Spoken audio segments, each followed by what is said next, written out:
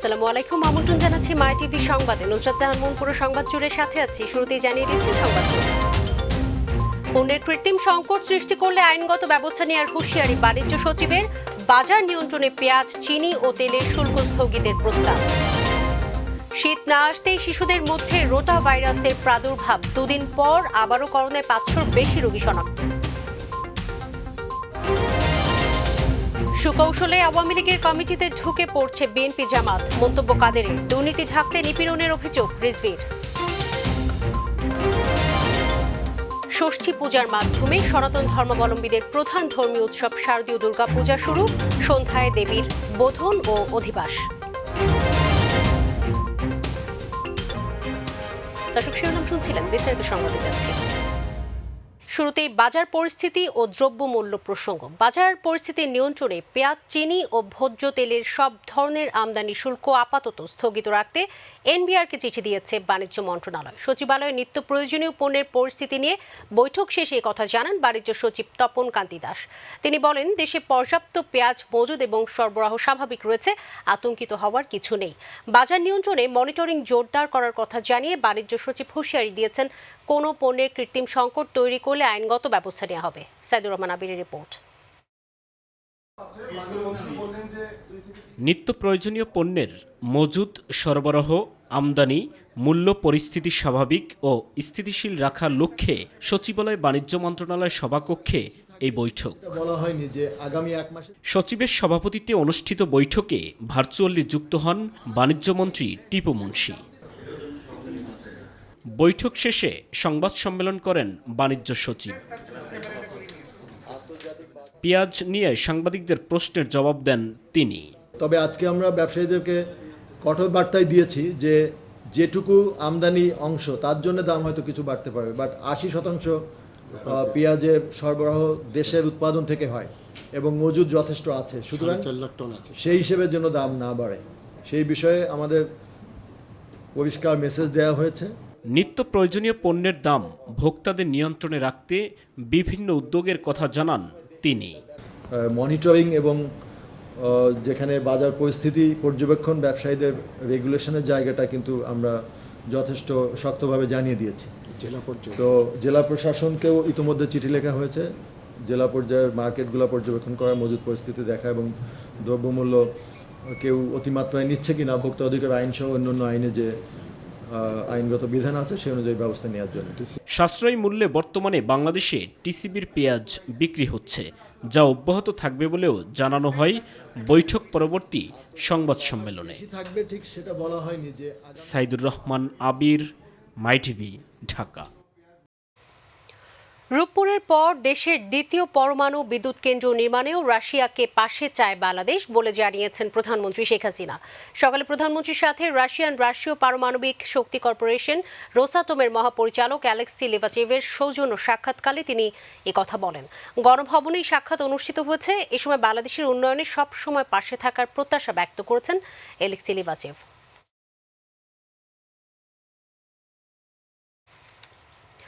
Rota virus ও corona প্রসঙ্গ। শীত আসতে না আসতেই শিশুদের মাঝে বাড়ছে রোটা ভাইরাসের প্রাদুর্ভাব। এর প্রভাবে হাসপাতালে ডায়রিয়ায় আক্রান্তদের সংখ্যা বাড়ছে। শিশুদের সুস্থ রাখতে অভিভাবকদের এই বিষয়ে সতর্ক থাকতে বলছেন বিশেষজ্ঞরা। যে কোনো সমস্যায় চিকিৎসকের শরণাপন্ন হওয়ার পরামর্শ দিয়েছেন তারা। এসএমআরএফের রিপোর্ট।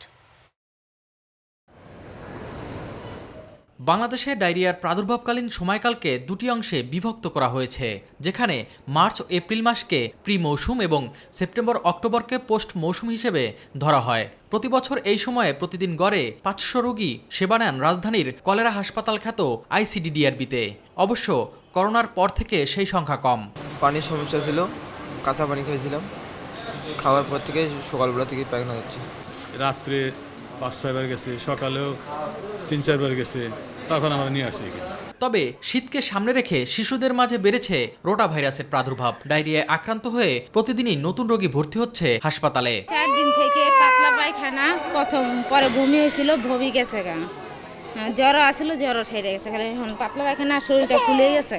কালকে সকাল থেকে শরীর ফুলে গেছে। ফার্মেসি থেকে ওষুধ খাওয়াইলে ভালো হবে, কিন্তু সারা রাত গেলেও দেখলাম যে কোনো কিছু হচ্ছে না। ভূমিটা কমছে, কালকে 2টা স্যালাইন দেওয়া হয়েছে। চিকিৎসকরা বলছেন যথাসময়ে ব্যবস্থা না নিলে হুমকির কারণ হতে পারে রোটা ভাইরাস। এই ভাইরাসটা বিভিন্ন করে, যেটা মৃদু এদের হলো খুব অল্প পরিমাণে ফিভার আসে, জ্বর আসে, এর পাশাপাশি পাতলা পায়খানা হয়। অক্টোবর মাস থেকে এটা দেখা শুরু হয়, আস্তে আস্তে বাড়ে, এবং পিকে আসলে সাধারণত হয় হলো নভেম্বর, ডিসেম্বর, জানুয়ারি, ফেব্রুয়ারি, এই সময়টাতে যখন আমাদের দেশে শীতকালটা বিরাজ করে। এই সময়ে শিশুদের প্রতি আরও বেশি যত্নশীল হওয়ার পরামর্শ বিশেষজ্ঞদের। মাদেরকে বলবো যেন একটু সচেতন হয়, বাচ্চাকে পরিষ্কার করা, বাচ্চাকে ক্লিন করার আগে পরে তারা যেন হাত ধোয়ান, তারপরে তার যে খাবারগুলো সেগুলো ঢেকে রাখেন। SM Arif, my TV, Dhaka.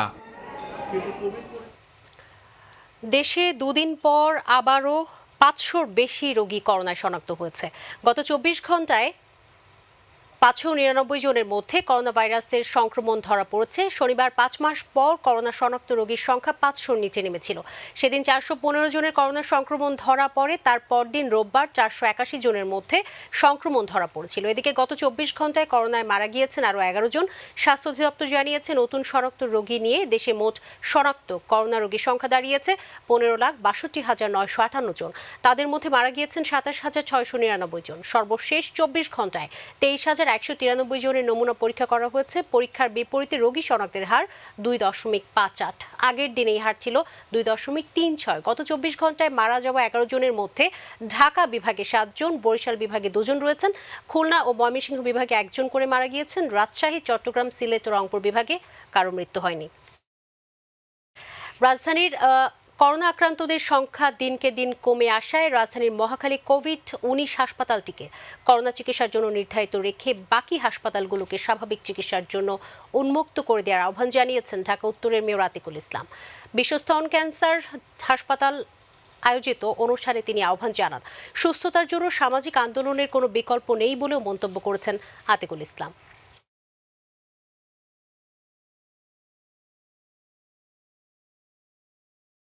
It can be a dedicated hospital for COVID, এবং অন্যান্য হাসপাতাল যেগুলো আছে এগুলোকে আমরা নর্মাল চিকিৎসা করতে পারি, তাহলে জনগণ সেই সুবিধাটা পাবে। তাহলে এটা একটু অনুরোধ করবো। আমরা ঢাকা উত্তর সিটি কর্পোরেশন থেকে 24টি মাঠ, খেলার মাঠ মধ্যে 4টি আমরা ছেড়ে দিয়েছি, এবং আজ কিছুদিনের মধ্যে আরও 10টি মাঠ আমরা ওপেন করে দিব। রাজনৈতিক প্রসঙ্গ, যাদের দলের অভ্যন্তরে গণতন্ত্র নেই তারা কিভাবে দেশে গণতন্ত্র প্রতিষ্ঠা করবে, বিএনপির উদ্দেশ্যে এমন মন্তব্য করলেন আওয়ামী লীগের সাধারণ সম্পাদক ওবায়দুল কাদের।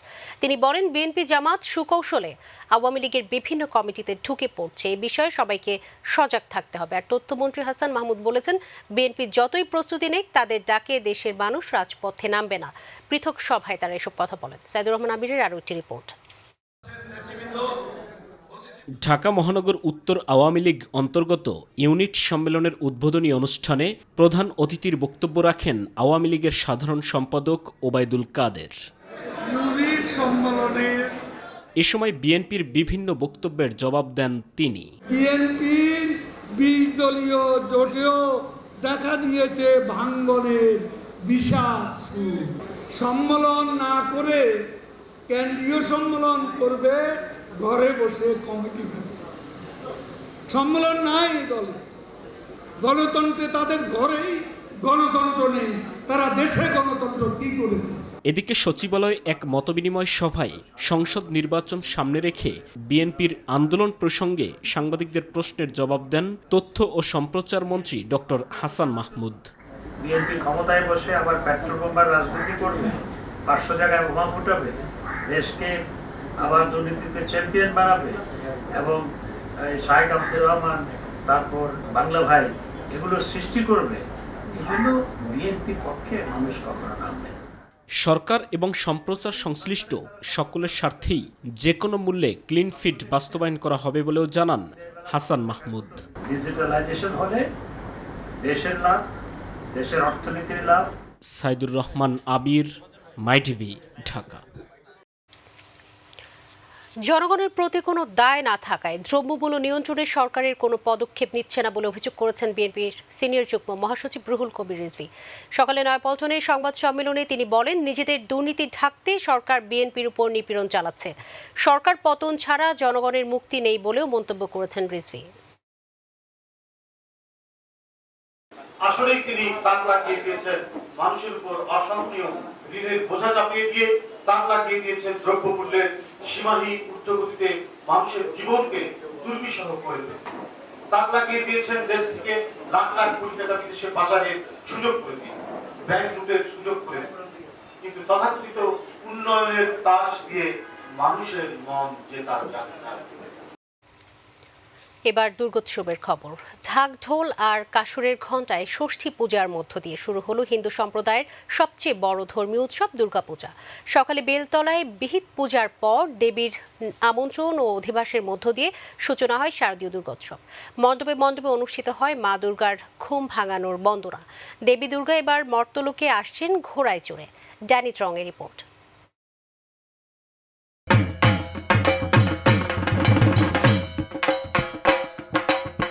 দশভুজা দেবী দুর্গা অসুর বধ করে শান্তি প্রতিষ্ঠার লক্ষ্যে কৈলাস ছেড়ে মর্তলোকে আসছেন কন্যারূপে। তার আগমনীতে চারদিকে বেজে উঠেছে উৎসবের বাজনা। সকালে কল্পারম্ভে ষষ্ঠী পূজা অনুষ্ঠিত হয়। বেলতলায় বিহিত পূজার পর মা দুর্গাকে আমন্ত্রণ ও অধিবাসের মধ্য দিয়ে সারা দেশে শুরু হয় শারদীয় দুর্গোৎসব। বিশেষ উপলক্ষকে কেন্দ্র করে ষষ্ঠী পূজার আয়োজন করা হয় বলে জানান পুরোহিতরা। এই ষষ্ঠীতে আমরা সংকল্প করলাম এই 5 দিন ধরে কোথায় কখন কি পূজা করব এবং চণ্ডী পাঠ কতটুকু করব এবং চণ্ডী জপ কতটুকু করব। যারা বন্ধা নারী তারা প্রার্থনা করেন তাদের বন্ধাত্ম মোচন হোক, যারা কাক বন্ধা একটা ছেলে হয়েছে বা মেয়ে হয়েছে আর হয় না তারাও প্রার্থনা করেন আরও ছেলে হোক মেয়ে হোক, এই ইত্যাদি যে প্রার্থনা এটা মা ষষ্ঠীর কৃপায় হয়ে থাকে এবং মা ষষ্ঠী আজকে দুর্গা রূপে তিনি আশীর্বাদ করেন, এই বন্ধাত্ম মোচন করেন। মণ্ডপে মণ্ডপে দেবীর ঘুম ভাঙানোর বোধনের পর মন্দিরে মন্দিরে পূজা করা হবে মা দুর্গাকে বরণ। এবার মর্তলোকে মা দুর্গার আগমন ঘোড়ায় চড়ে, যার অর্থ সামাজিক সাংসারিক ক্ষেত্রে বাড়বে অস্থিরতা, বাড়বে বিশৃঙ্খলা, অরাজকতা ও অপমৃত্যু। ভক্তদের প্রার্থনা ও আরাধনায় মায়ের আগমনকাল হয়ে উঠেছে বর্ণিল। সন্তানের মঙ্গল কামনার জন্য, তাদের সুস্থতা, তাদের সার্বিক মঙ্গল, খ্যাতি, যশ, জ্ঞান, বুদ্ধি, বিবেচনা সব বৃদ্ধির জন্য মায়ের কাছে প্রার্থনা করি। পৃথিবীর সব সন্তানেরা ভালো থাকুক, পৃথিবীর সব মায়ের মুখে হাসি থাকুক, এটাই প্রার্থনা। যে সারা বিশ্বে করোনা মহামারী চলছে, এই মহামারী থেকে যেন আমরা সবাই মুক্তি পেতে পারি এবং সামগ্রিক দেশের শান্তি প্রার্থনা করি। আমরা এবার মায়ের কাছে প্রার্থনা করব যে এই যে 2 বছর ধরে আমরা করোনা মহামারীর সময়ে আমরা যে পুজো করছি, মা যেন এই করোনাটা আমাদের মাঝে থেকে পৃথিবী থেকে নিয়ে যায়। উৎসবের রঙে কেউ যেন করোনার সংক্রমণের কথা ভুলে না যান, সেই দিকে সবাইকে সচেতন থাকার আহ্বান পূজা কমিটির। 5 দিনব্যাপী শারদীয় দুর্গোৎসবকে ঘিরে সারা দেশের মণ্ডপগুলোতে নেওয়া হয়েছে কঠোর নিরাপত্তা। ড্যানি ত্রং, মাই টিভি, ঢাকা। এদিকে শারদীয় দুর্গোৎসব উদযাপনে কোনো হামলার আশঙ্কা নেই বলে জানিয়েছেন র্যাবের মহাপরিচালক আব্দুল্লাহ আল মামুন। আত্মতুষ্টিতে না ভুগে প্রত্যেক জেলা উপজেলায় টিম গঠন করে পরিস্থিতি পর্যবেক্ষণ করা হবে বলেও জানান তিনি। দুপুরে রাজধানীর বনানী পূজা মণ্ডপ পরিদর্শন করে র্যাব মহাপরিচালক এসব কথা বলেন।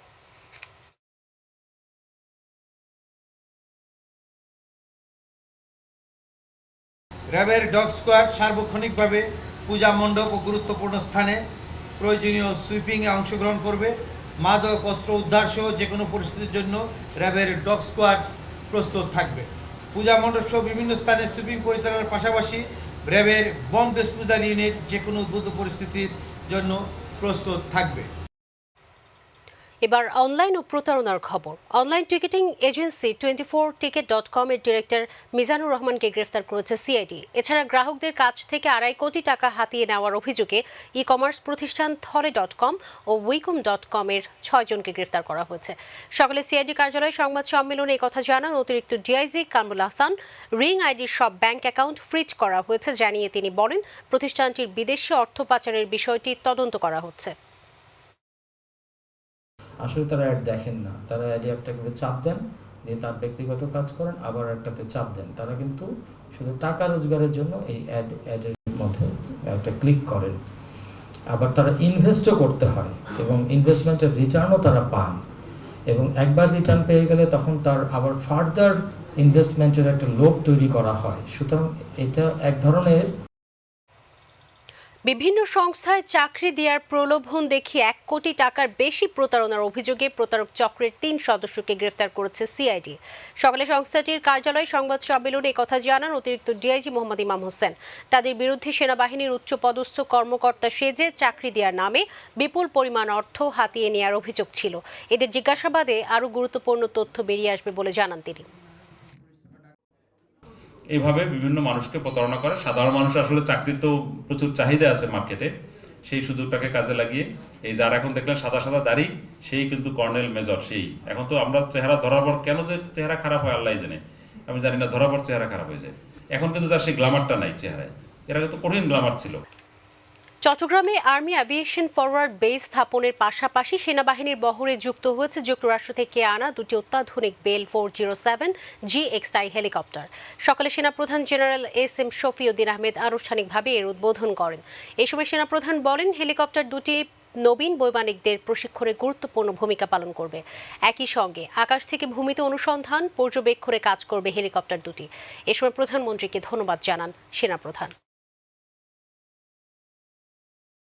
চট্টগ্রামে আর্মি এভিয়েশনের বেস স্থাপনের ফলে আর্মি এভিয়েশন এখন থেকেই পার্বত্য চট্টগ্রামের অপারেশন উত্তরণের অধীনে বিভিন্ন অভিযানিক ও প্রশাসনিক কার্যক্রমে সহায়তা করতে পারবে বলে আমি বিশ্বাস করি। 60,000 HSC ও SSC পরীক্ষার্থীকে দ্বিতীয়বার ফরম পূরণের সুযোগ দিতে চায় কুমিল্লা মাধ্যমিক উচ্চ মাধ্যমিক শিক্ষা বোর্ড। নির্বাচনী পরীক্ষা না থাকা সত্ত্বেও বিপুল পরিমাণে শিক্ষার্থী বাদ পড়ার কারণ হিসেবে করোনাকালীন সংকটকে দায়ী করছেন শিক্ষকরা। শিক্ষা বোর্ড প্রধান জানিয়েছেন, পরীক্ষার আগে অফলাইনে নিজ প্রতিষ্ঠানে আবেদন করতে পারবে আগ্রহীরা। প্রতিনিধি সাইফুদ্দিন রনির রিপোর্ট, জানাচ্ছেন শামস তাবরিজ উচ্ছ্বাস। 2021 সালে এসএসসি ও এইচএসসিতে কুমিল্লা শিক্ষা বোর্ডের অধীনে 60,000 শিক্ষার্থী পরীক্ষায় অংশগ্রহণ করছে না। এই বোর্ডের অধীনে 6 জেলায় এসব শিক্ষার্থীরা রেজিস্ট্রেশন করলেও শেষ পর্যন্ত ফর্ম পূরণ করে বসছে না পরীক্ষায়, যে কারণে ধরে নেওয়া হচ্ছে ঝরে পড়েছে বিপুল পরিমাণ শিক্ষার্থীরা। স্বল্প এবং নিম্ন আয়ের যে সকল মানুষগুলো শহরে ছিলেন, করোনাকালীন সময় এরা অনেকেই চলে গেছে। আমার মনে হয় যে শিক্ষার্থীরা ওই গার্ডিয়ানদের শিক্ষার্থী। অনেকে আসলে সঠিকভাবে শিক্ষা প্রতিষ্ঠানের সাথে এবং সরকারের যে অনলাইনে ক্লাস চালু করেছে তার সাথে সংযুক্ত থাকতে পারেনি, এবং তাদের রুটি রোজগারের কারণে এবং যোগাযোগের কারণে, স্থানান্তরের কারণে তারা ফর্ম ফিল আপ করতে পারেনি। করোনা মহামারীতে বাল্যবিবাহ ও অর্থনৈতিক সংকট সহ নানান কারণে এইসব শিক্ষার্থীরা অধিকাংশ ফর্ম পূরণ করেনি বলে জানালেন শিক্ষা প্রতিষ্ঠানের প্রধানরা। অনেক ছেলে মেয়েকে মানে বাবা মা বিয়ের জন্য অনেকে উদ্বুদ্ধ করে। মেয়েদের একটা বিশাল অংশ অভিভাবকরা বিয়ে দিয়ে দিয়েছে, বাল্য বিবাহের আওতায় পড়েছে, তারা বাধ্য হয়েছেন বিয়ে দিয়ে দিতে। নির্বাচনী পরীক্ষা না থাকা সত্ত্বেও চলতি বছরে এসএসসি ও এইচএসসি পরীক্ষায় বাদ পড়েছেন মোট পরীক্ষার্থীর 16% শিক্ষার্থী। কুমিল্লা শিক্ষা বোর্ডের পরীক্ষা নিয়ন্ত্রক জানালেন, নির্বাচনী পরীক্ষা না থাকায় সকলেই ফর্ম পূরণ করার কথা ছিল। করোনা সংকটকালীন সময়ে সব জায়গায় একটা দুর্যোগ চলে এসছে, সেইটার ছায়া আমাদের শিক্ষাক্ষেত্রেও পড়েছে, এবং সেইটার প্রেক্ষিতে এই যে নির্বাচনী পরীক্ষা উত্তীর্ণ হওয়ার বিষয়টা এবার মন্ত্রণালয় যে এটা লাগবে না এই বছর, তো সুতরাং এই বছর কিন্তু সবাই ফর্ম পূরণ করতে পারছে। করোনা সংকটের বিষয়টি বিবেচনায় নিয়ে এসব শিক্ষার্থীর ব্যাপারে বোর্ড আন্তরিক বলে জানালেন কুমিল্লা শিক্ষা বোর্ডের চেয়ারম্যান। যারা এখন পর্যন্ত ফর্ম ফিল আপ করতে পারেননি তাদের ব্যাপারে আমাদের চিন্তাটা হচ্ছে যে তারা যারা আর্থিক কারণে ফর্ম পূরণ করতে পারেনি, তারা আমাদের পরীক্ষা শুরু হওয়ার যদি 8-10 দিন আগেও যদি তারা আমাদের সঙ্গে যোগাযোগ করে, আমরা তাদেরকে ফর্ম পূরণের সুযোগ করে দেব। 2021 সালে এসএসসি পরীক্ষার জন্য কুমিল্লা বোর্ডে রেজিস্ট্রেশন করেছে 2,34,385 জন শিক্ষার্থী। এর মধ্যে পরীক্ষার জন্য ফর্ম পূরণ করেনি 35,491 জন। পরীক্ষায় বসছে 1,98,894 জন। এদিকে এইচএসসি পরীক্ষার জন্য রেজিস্ট্রেশন করেছে 1,41,474 জন। এর মধ্যে ফর্ম পূরণ করেনি 24,994 জন। পরীক্ষায় বসছে 1,16,480 জন শিক্ষার্থী। আগামী 14 নভেম্বর এসএসসি ও 2 ডিসেম্বর এইচএসসি পরীক্ষা শুরু হবে। শামস তাবরিজ উচ্ছ্বাস, মাই টিভি নিউজ ডেস্ক। দর্শক, এর সাথে সংবাদের শেষ প্রান্তে আমরা শিরোনাম জানিয়ে দিচ্ছি আরও একবার। পণ্যের কৃত্রিম সংকট সৃষ্টি করলে আইনগত ব্যবস্থা নেওয়ার হুঁশিয়ারি বাণিজ্য সচিবের। বাজার নিয়ন্ত্রণে পেঁয়াজ, চিনি ও তেলের শুল্ক স্থগিতের প্রস্তাব। শীত না আসতেই শিশুদের মধ্যে রোটা ভাইরাসের প্রাদুর্ভাব, 2 দিন পর আবারও করোনায় 500-র বেশি রোগী শনাক্ত। সুকৌশলে আওয়ামী লীগের কমিটিতে ঢুকে পড়ছে বিএনপি জামাত, মন্তব্য কাদেরের দুর্নীতি ঢাকতে নিপীড়নের অভিযোগ রিজভীর। ষষ্ঠী পূজার মাধ্যমে সনাতন ধর্মাবলম্বীদের প্রধান ধর্মীয় উৎসব শারদীয় দুর্গা পূজা শুরু, সন্ধ্যায় দেবীর বোধন ও অধিবাস।